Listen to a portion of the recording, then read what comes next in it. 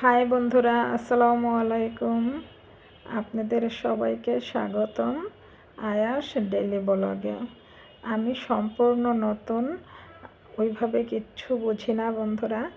আমার চ্যানেলটা একটু সাবস্ক্রাইব করে দিবেন, লাইক কমেন্ট করে পাশে থাকবেন বন্ধুরা। এটা আমাদের ক্ষেতের লাউ, এখানে সার ওষুধ কিচ্ছু ব্যবহার।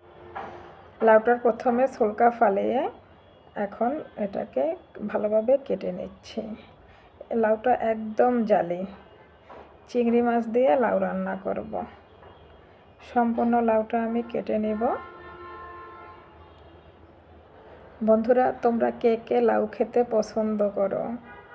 লাউ খাওয়া কিন্তু সুন্নত। আমাদের নবীজির পছন্দের খাবার হচ্ছে লাউ। আমার আগে লাউ খেতে ভালো লাগতো না, এখন খুব ভালো লাগে। আমি প্রথমে চিংড়ি মাছ, তেল, হলুদ গুঁড়ো, মরিচ গুঁড়ো, পেঁয়াজ কুচি, কাঁচামরিচ ফালি করে পরিমাণ মতো লবণ দিয়ে লাউটা দিয়ে ঢাকনা দিয়ে ঢেকে দিলাম। আমি একদমই পানি দেইনি, লাউটা ধুয়ে দিয়েছি। ওখান থেকে যতটুক পানি বের হয়েছে দেখেন তো বন্ধুরা, আমার লাউ রান্না শেষ।